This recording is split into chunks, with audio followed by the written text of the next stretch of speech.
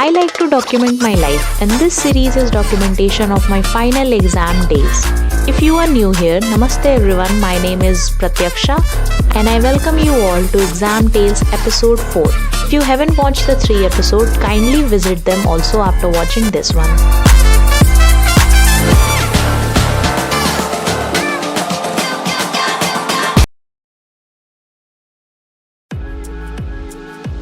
I started the morning by self-flexing. Basically मैं खुद को बता रही थी कि मैंने कितनी पढ़ाई कर ली है. Actually I was very happy because I have finished अष्टांग हृदय. 15 chapters हो गए थे मेरे and I already did 2 revisions. But at the same time I was worried about Charak because Charak was untouched at this moment. तो उसकी भी tension हो रही थी, पर ठीक है, सब मैनेज कर ही लेंगे. बहुत ज़्यादा खुश होने के बाद मैंने सोचा इस खुशी को कॉम्बैट कर लेते हैं, तो मैंने अपनी आत्मा को एनाटॉमी से सामना करा दिया. And when I went to the syllabus I was almost crying, क्योंकि बहुत ज़्यादा टॉपिक्स थे उसमें और जो बहुत बड़े बड़े बल्कि टॉपिक्स थे जो मैंने बस एक बार पढ़ा होगा, वो भी पीपीटी वगैरह स्लाइड्स वगैरह से ऐसे ही दे दिया होगा पढ़ के टेस्ट वेस्ट. पर बुक्स से मैंने अभी तक बहुत सारे टॉपिक्स नहीं पढ़े थे, लाइक इन डिटेल्ड फॉर्मेट, और उनके डायग्राम प्रैक्टिस ऐसी सारी चीज़ें बहुत सारी नहीं की थी. तो here I am studying GIT was very huge topic और बहुत इंपॉर्टेंट टॉपिक होता है ये. बेसिकली आई स्टार्टेड, पहले मैंने सोचा कि I will go through the important organs like pancreas, duodenum, stomach, I will study them first. लेकिन फिर मुझे लगा कि बस इम्पॉर्टेंट को प्रायोरिटाइज करके एग्ज़ाम में फंसने से बेटर है कि अगर पूरा यूनिट इम्पॉर्टेंट है तो सब कुछ पढ़ लेते हैं. Then I started from the sequence, like I first studied the buccal cavity, then I went through the oesophagus, then I was following the sequence of the food. जैसे खाना जाता है वैसे I went through the organs. But जो important organs थे like pancreas, duodenum, liver और stomach, ये सब I have written in very detailed manner in my copy. और मैंने उनको बहुत ज़्यादा शॉर्ट फॉर्म में नहीं लिखा. I wrote it in the manner जिसमें मैं एग्ज़ाम में लिख के आऊँगी. I avoid using short forms, क्योंकि एग्ज़ाम में कभी कभी हम बिटवीन को B/W ही लिख देते हैं. And also simultaneously I am making diagrams, क्योंकि आंसर में, एनाटमी के आंसर में diagram is the key. Majority of the time students feel like हम अभी नोट्स बना लेते हैं, हम ही टॉपिक पढ़ लेते हैं, diagram practice we will do at the end. मतलब सारे डायग्राम्स हम एक साथ प्रैक्टिस कर लेंगे, बट वो कभी उसका मुहूर्त आ नहीं पाता. So it is my suggestion कि जो टॉपिक चल रहा है उसके साथ ही डायग्राम की भी प्रैक्टिस कर ली जाए. प्लस मेकिंग डायग्राम्स और डायग्राम्स के थ्रू अगर पढ़ा जाए तो बहुत ज़्यादा कॉन्सेप्ट इजी हो जाता है और याद करना भी बहुत इजी हो जाता है.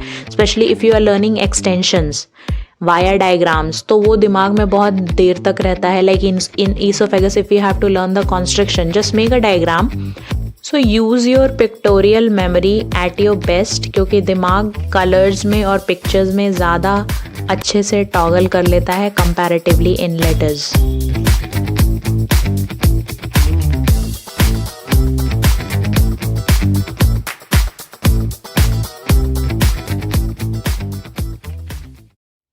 इतना इंटेंस एनाटमी सेशन होने के बाद I took shower, had my lunch and then again sat down with my favourite book.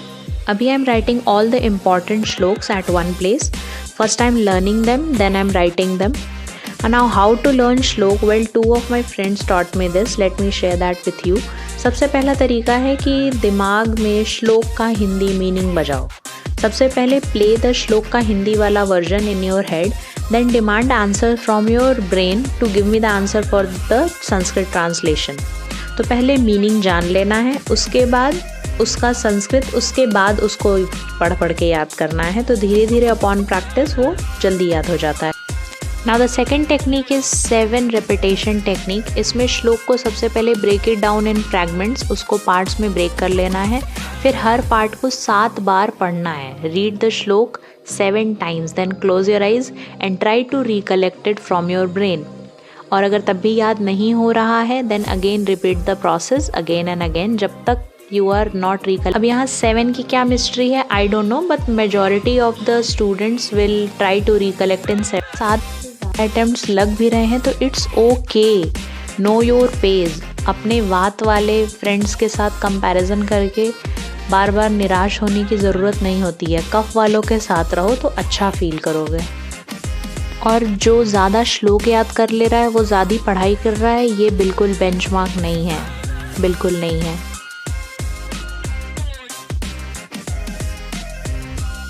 अब इम्पॉर्टेंट श्लोक कौन सा है वो पढ़ते पढ़ते पता चली जाता है। बेसिकली सारी डेफिनेशंस, प्रॉपर्टीज़, लोकेशंस, फंक्शंस, ये सब इम्पॉर्टेंट श्लोक होते हैं। दोष क्षय वृद्धि, मुझे लगता है ये 6 श्लोक दुनिया का सबसे इम्पॉर्टेंट श्लोक है। मैंने वात क्षय वृद्धि का श्लोक 3 पेपर में लिखा है, समिता के, क्रिया के, और एक और किसी एग्ज़ाम में मैं लिख के आई हूँ, और प्रैक्टिकल में सुनाया तो उसके अलग marks. So learn chapter 1, 11 and 12 of Ashtanga Hridaya by heart. These chapters can save you so fluently in most of the exams. सारे पेपर्स में काम आ जाएगा ये इन चैप्टर्स के श्लोक। और eight the end of the year viva में भी एग्जामिनर आपसे हिता हितम सुखम दुखम सुनने में के लिए नहीं आया है, उसको सुनाओ। लिंगम क्षीणे या निलंगस्य साधो अल्पम भाषित, ये सब सुनाओ और इम्प्रेशन अच्छा बना लेना चाहिए।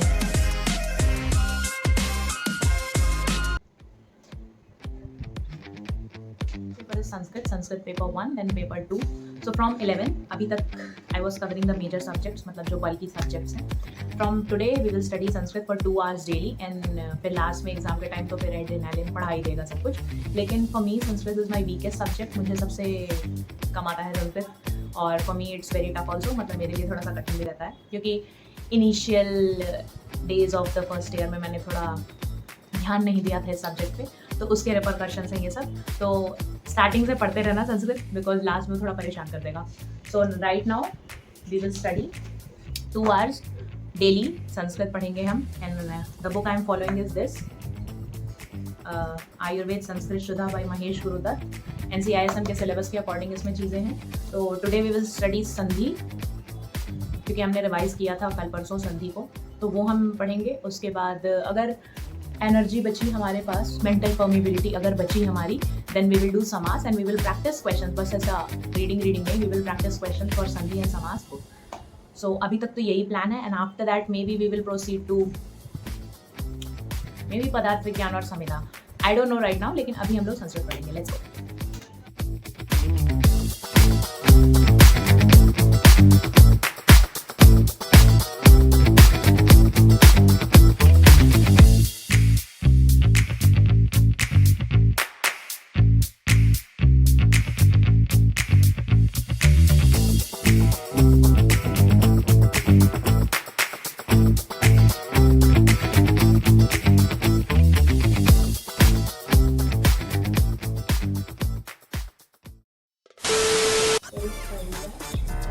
फिर क्या, फिर तो सखी आ गई, फिर हमने साथ में पढ़ा पदार्थ विज्ञान।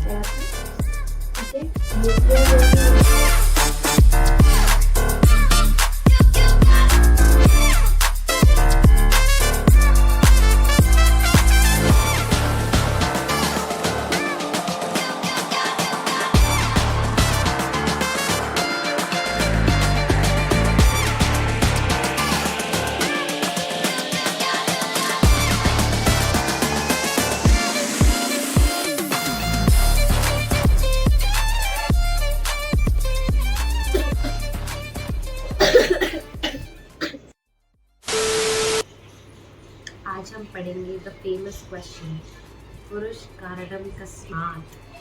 जी हाँ, हमें आंसर मिल गया है, और यहाँ आंसर था हमको पुरुष को आत्मा बताना था।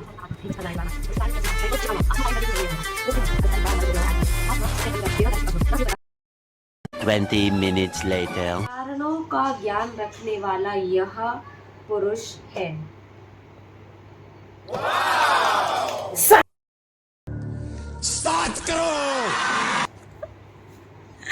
आंसर मिल गया finally.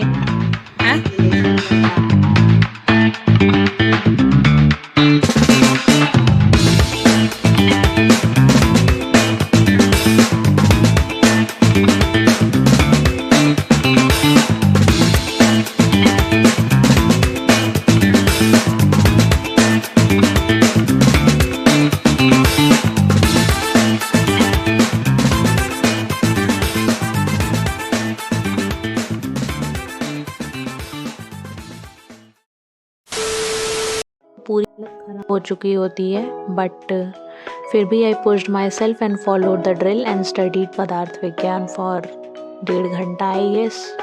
After that I went to sleep.